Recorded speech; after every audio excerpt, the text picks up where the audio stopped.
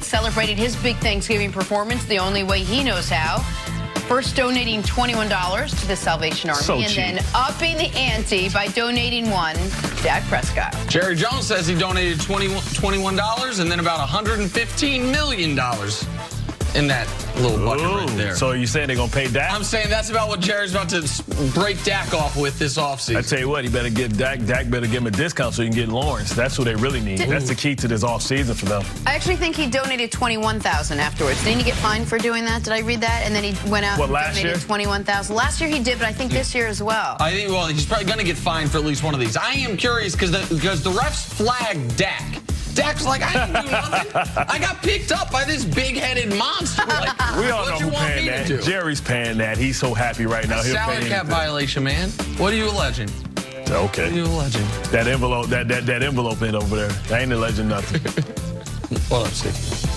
Nothing. You just want to talk about something else? Sticking with Thanksgiving action. All right, if the Saints have anything to be thankful for this year, it is unquestionably Drew Christopher Brees. He said earlier in the week he feels like he's in his zone, and that continued last night against the Falcons. Brees finished with 171 passing yards, found 4 different receivers for touchdowns, and they won 31-17 for their 10th straight win. Here is Drew Brees after the win. Each week, I think especially over the last 3 weeks, you've seen just a level of confidence and growth and maturity. I think out of some young players, really on both sides of the ball, stepping into roles, getting significant playing time, really having to contribute in a big way. And they're just continuing to get better and better, and I think there's confidence that's building with that too. And so you just feel like we're scratching the surface. All right, Bart, you look at this team.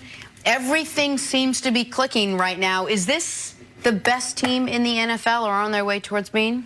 I still think the Rams on a neutral field may be a better team just because they showed me something that Monday night game, the grit they had to be able to go score for score against the Kansas City Chiefs, who I think is the best team, but may not, win the Super Bowl. Really, the Saints are coming down to Judgment Day, right? They have the Carolina Panthers twice. They have the Pittsburgh Steelers, Dallas. We don't know what that game's going to be, but they have to keep pace to make sure that it goes through the dome and they don't have to travel out west, because I think on a neutral site, they may lose a disappointing game against the Rams. What you're saying about what they have the rest of the way is very important. They got one easy game left, and that's a game on the road against the only team that's beaten them this year, right. Tampa Bay. Like they're at Dallas, at Tampa, at Carolina, so 3 straight games on the road. Then home for the Steelers in what will be a monster game. Home for the Panthers to end the season. But I think everyone agrees Rams, Saints, Chiefs are the 3 best teams in football. I now do feel the Saints are the best team. Why? Because we're seeing the defense, now that Marcus Davenport's back from injury, that they can get a legitimate pass rush with he and Cam Jordan. We're also seeing that in a game where Alvin Kamara and Michael Thomas combined for 5 catches, 47 yards, 0 touchdowns. Drew Brees still throws 4 touchdowns to 4 guys. I've only heard of one of them. Keith Kirkwood, undrafted out of Temple. Austin Carr, not the Cavs' great Austin Carr, some other dude undrafted out of Northwestern. Tommy Lee Lewis, undrafted out of Northern Illinois. And the best of them all, Dan Arnold from Wisconsin Platteville, which I had never heard of the player or the school. All of those guys caught touchdown passes. Sean Payton and Drew Brees right now see the almost hive mind they have going. From scheme and accuracy pairing up. Doesn't matter who they put out there. Like, this is one of the rare times for the Saints. Maybe it is about the X's and the O's more than, as you would say, the Willies and the Joes. At least last night, whoever the Willies and the Joes were, they were running wide open. Yeah, I think it was very important to be able to see a game like this against someone who knows you, very, very familiar with you, which the Falcons, they always play these games, are knock down, drag out, very, very tough. But we need to be able to see, what if Ingram, Kamara, what if Michael Thomas, what if they don't get off? What if you are able to negate them from having big games? People say, well, there's not a lot of roads that lead to victory if that happens. Last night is a nice game plan to see, because you could see, because I watch teams when they win and when they lose, but I watch the star players. How do they act when they're not stars? And you could see every interview that the Saints do. being Drew Brees, that being Ingram, that being Kamara, that being Mike Tyson. Watch the demeanor that they have. Watch the good time that they have. They didn't have a great game. They didn't deserve no turkey leg last night.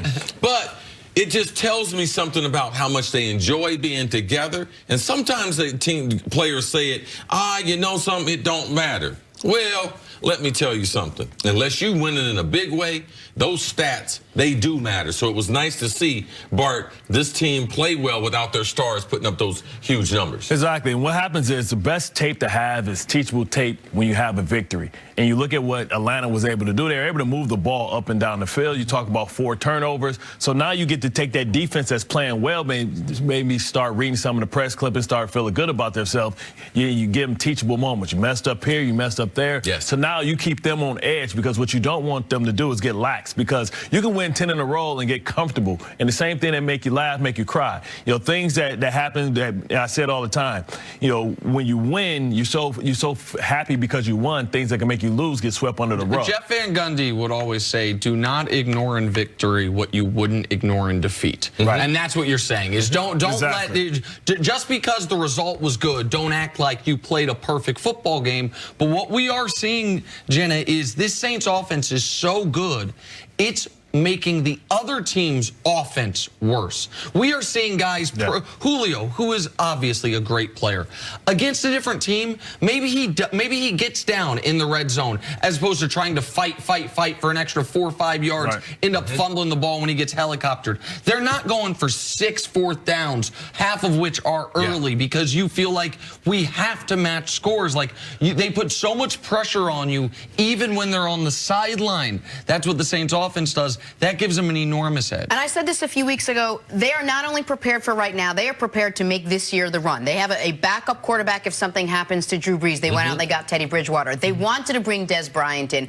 They wanted to bring Brandon Marshall. They want everything stacked up and lined up perfectly. And last night you saw you didn't even need those two, because you got these 4 guys no one's heard of that are working perfectly in this scheme that Sean Payton put out. They pushed all their chips to the middle. They understand that they don't know how much longer they're going to have Drew Brees. They have to take advantage of his prime.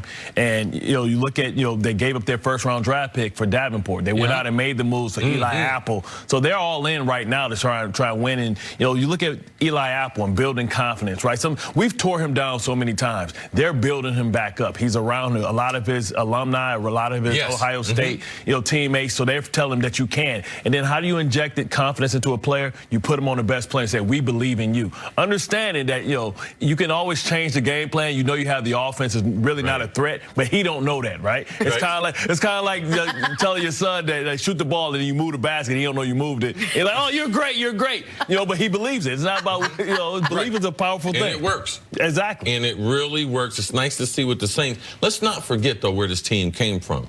The miracle in Minneapolis prevents them from being the NFC Championship. They are a better matchup against the Eagles because of their good offensive line than the Vikings would have been. So it's not as if this team came from nowhere and said, we're going to try to cash it in this year. They're a team that realized we're building, got some good young capital. Let's take advantage of one of the greatest quarterbacks ever. Signed him to a 2-year deal, added a couple other pieces, and they are on a roll. I believe they're the best team in football. And you do as well? Yes, absolutely. I think Kansas City, what Kansas City did was impressive, with 5 turnovers still in the game, putting up those type of points. Once they get Eric Berry back, if they get Eric Berry back, that defense is starting to play elite. Lost in that was what Houston did. Everybody's paying attention to Darnold.